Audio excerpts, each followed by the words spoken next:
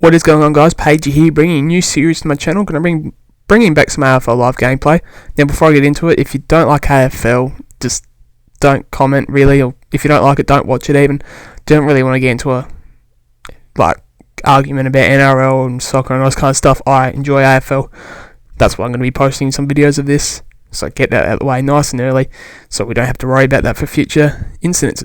So as you can see here, I'm just editing my team before the first game. I did edit some rosters around just to make them seem up to date, I guess, because I don't have the downloadable content from the new release game.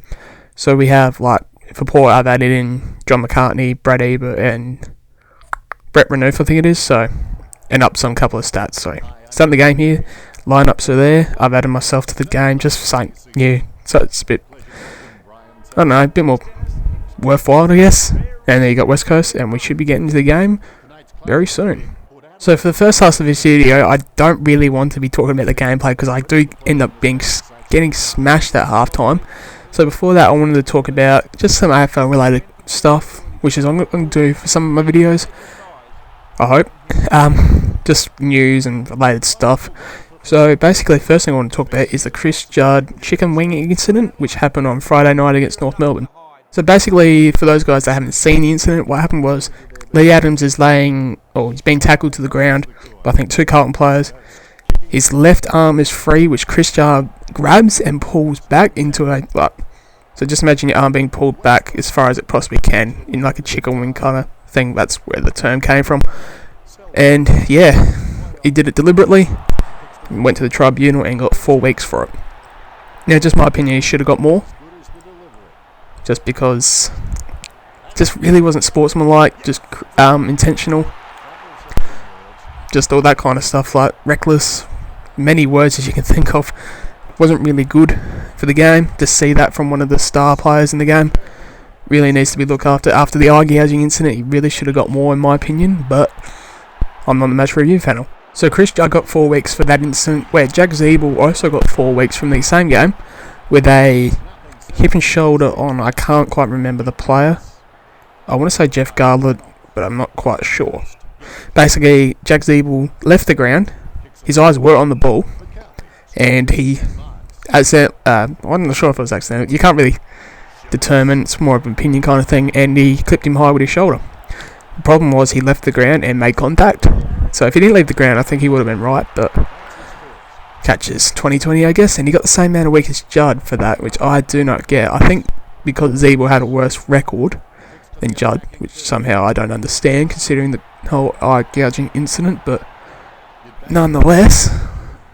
So he got 4 weeks for that, and he got Sharrett Wellingham, who actually broke Cade Simpson's jaw by jumping off the ground and hip and shouldering him in the face. So yeah, he got 3 weeks for that, I think. So not good. Not good there for the AFL last couple of weeks with it being reported and all that kind of stuff. And the second major incident from the weekend that I found was 3 Geelong members of the team, coach and 2 players, came over to South Australia here where I live and tried to talk Travis Boak into coming and playing for Geelong Football Club next year. Now, Boak is out of contract and can be, I think he's a free agent, which is coming in this year, which is going to be reckless, not enjoyable first season, that is. But they went about it the wrong way, because Travis Boak went over Geelong with the club's permission over the bye when he was injured. So he had the permission to go over there. But for 3 Geelong members of staff, which were Brad Scott, I want to say, it's either Brad or Chris, can't remember which one it was, Joel Selwood and Jimmy Bartell, who I love and I hate him for doing this. For those that know me, Jimmy Bartell is my favourite player and always will be my favourite player. But yeah, it's not good. Very unsportsmanlike there from Geelong Football Club, which is unheard of for them for the last few years since the start of their premiership success. Always been sportsmanlike, except for Josh Hunt when he stood on Eddie Betts' hand earlier in the year, but we won't go into that because I don't like him anyway. And the third bit of news that I have, which is pretty much the good news, is the Gold Coast Suns versus the Richmond Tigers, with Carmichael Hunt kicking the goal after trying to win the game for Gold Coast. The guy that no one thought could play, no one thought he was worth the money, which I don't think he still is, but I don't think he's going to pay as much as Israel Folau, who actually can't play. Kicks the goal after the siren, even though Richmond are the massive loss out of this, because they should have won that by at least 10 goals. Rest of the few of their star players, I think Marich was one. They also had Dustin Martin not playing due to the drinking escalade with Daniel Connors, which saw Daniel Connors, I must say, get sacked. And Dustin Martin's missed 2 weeks. And that 2 weeks may prove costly for Richmond this season, because they really needed that win to try and get in the top 8. I don't think they can make top 8 now, just because they're just dropping games they shouldn't drop. Fun fact, Richmond is the only team to not beat Gold Coast. Bet you didn't know that one. And my final bit of kind of talking about random shit about AFL at the moment is this whole Travis Cloke kind of scenario. Is anyone as bored of it as I am? I honestly don't care. The cunt wants too much money. He's not that good. He's apparently the best power forward in the game, which I don't even agree with, because I think Franklin can win games, Cloke can't. Just my 2 cents on that. Even Pavlich is better than Cloke. Even Schultz, you can say, is better than Cloke at the moment. But it's just crap. With David Cloke wanting him to, 6 years or 5 years or whatever it is? Something ridiculous. Then Freo offering apparently $1 million a season or whatever it is. It's just ridiculous money for someone that isn't good. Spend your money elsewhere and try and get someone better. Travis Cloke isn't going to help Fremantle. They just need a whole list redone. Keep Pavlich, keep Palmer. They lost Palmer. Keep Pavlich, keep Hill, keep Sandlands, keep Nate Fife. That's who I'm thinking of. Get rid of the rest, they're all duds anyway. Except Ballantyne, he can stay. You need a tit rat in your team, and he's a good tit rat. Him and Stevie Mill, good tit rats there. So yeah, back onto the gameplay here. As you can see, I'm making a solid comeback here in this game.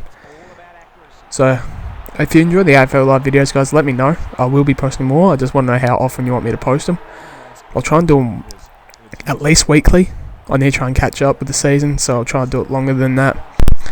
And hopefully, with all related AFL news, it should work in well. As you can see here, I really haven't played much AFL live, probably since the first 6 months of it coming out, so I'm a bit rusty getting back into it. I've played about 6-7 games so far, recorded, ready to go to be uploaded. Just need to commentate them, and I'll upload them with all the news and all that kind of stuff. So it does get better. I do lose for a couple more games though, which is not good, but oh well, we'll learn. Makes the series a bit more interesting if I lose, doesn't it? So we get to the last quarter here, down by 15. Come back, coming on, Schultz, goal square, goes back, goals. And pretty much from here on, I start to take over the game. Get a nice string of goals here, down by 10.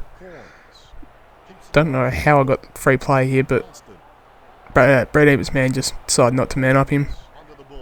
And good old Johnny Butcher, whose stats I have raised, as well as Travis Boak and Brad Ebert, just to make it a bit more realistic. Even though I don't think John Butcher's stats represent how good he actually is in real life. I think the stats in here overdo him. My personal stats upgrade, but I just wanted a good power forward. Boak, I think, needs a rating boost, as well as Hartlett, who I forgot to do, and Brad Ebert needs a bit more. But yeah, with the whole salary cap in this game, it doesn't really make sense how it works out.